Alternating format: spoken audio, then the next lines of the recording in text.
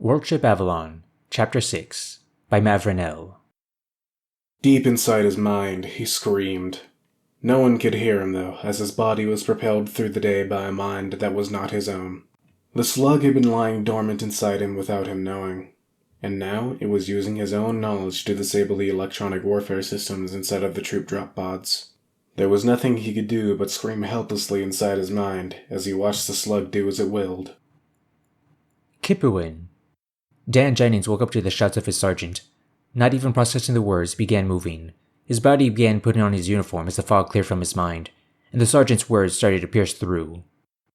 Move, move, move! Enemy warships have been sighted in system, and there are a lot of them. Brass have already determined that the battle in orbit will be lost. That means we need to be ready to defend this planet at all cost. Be in briefing room 20 in 15, on the double, soldiers! Shouted the sergeant, at a volume that was only possible for humans who had ascended to that unenviable rank. Dan finished putting on his uniform and was among the first out the door, and began jogging towards the briefing room. His spotter, Kazuo, caught up in moments and fell into the same pace he was at, as naturally as he breathed. "So, boss man, where you think they're gonna deploy us?" Kazuo asked Dan, as they reached the building the briefing was in. Dan shrugged. "I couldn't possibly speculate that they would send us to secure one of the nearby factory complexes," he said dryly. Kazuo chuckled as they slowed to a walk and made their way to the briefing room. They filed in and took their preferred seats near the back.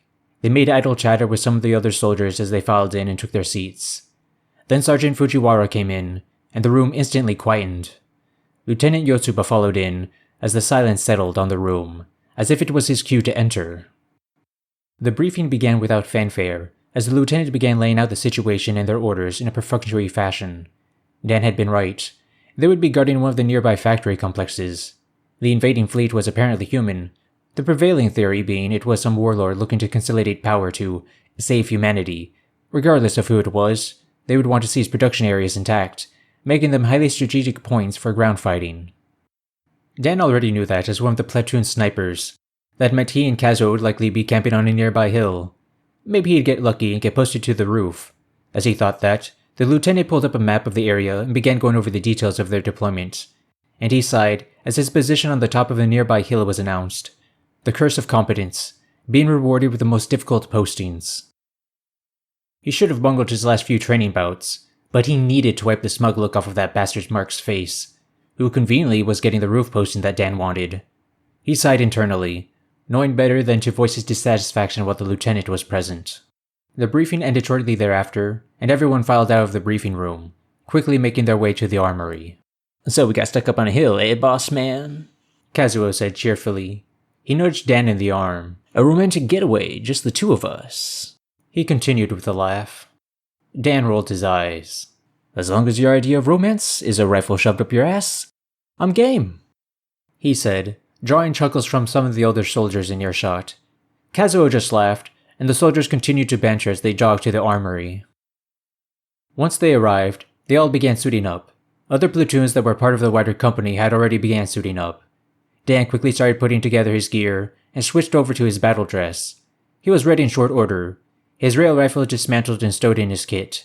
He and his spotter Kazuo were both wearing advanced camouflage that turned them into a little more than a blur on the visible spectrum, and rendered them nearly invisible on most other spectrums.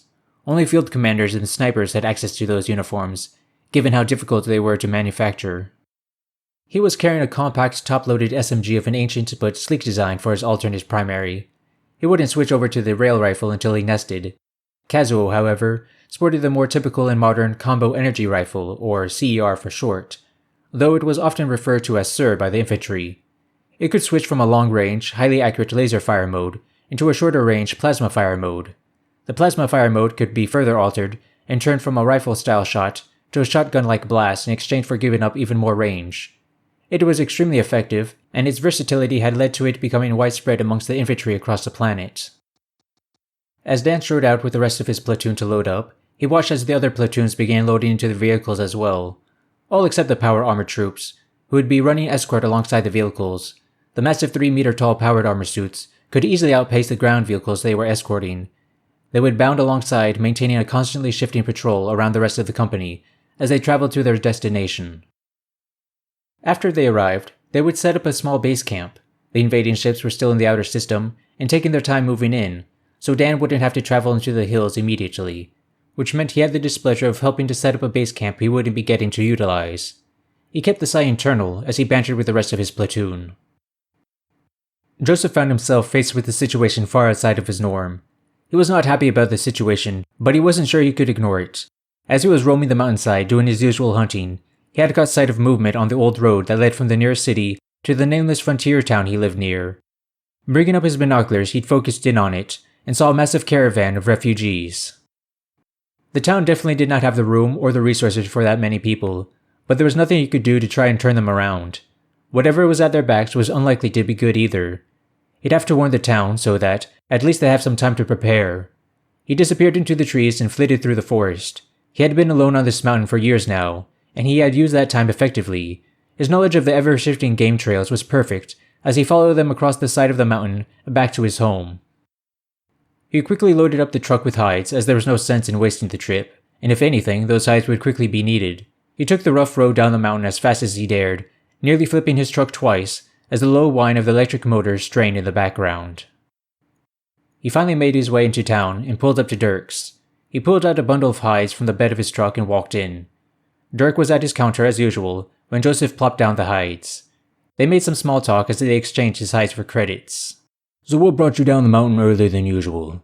You don't have too many hides this time, and I know it ain't been long enough for you to burn through your flour and whatnot," Dirk asked as he stacked the hides in a corner. "There's a caravan headed this way, refugees by the look of it, maybe 2,000 or so," replied Joseph. He carefully watched Dirk as the man froze up and then started moving normally again. "That's an awful lot of folk," Dirk said. "Reckon the whole town, including folks like you out in the wilderness, is only about 3,000 if that. We might have room for those folks to sleep out in the woods, but we can't house them, and we definitely can't feed them." Joseph nodded. "I know. That's why I came. Figured I'd let the folks know what's coming. I was hoping that the chaos in the cities wouldn't reach this far. Looks like I was wrong," he said, sighing. "A lot of folk were wrong about that. Well, I'll get the sheriff and the mayor on the line and let them know. What are you going to do, Joseph?" he asked. Joseph shifted slightly, pondering the question. "I'm not sure yet, but I don't think I'm going to sit still. I'll want a comm circuit if you got one to spare. I'll be in touch." Dirk nodded and shuffled into the back, returning with a small device. "It's an older, bare-bones model, but it works and the battery should be good for months if it comes down to it. I'm listed in there as well as the mayor and the sheriff," he said, placing the comm circuit into Joseph's hand. Joseph started pulling out his credit chip again, and Dirk waved it away. "That one's all me. Just promise me I'll get to see you around here again, and we'll call it good," he said, putting out his hand. Joseph shook it and nodded. There was nothing more that needed to be said.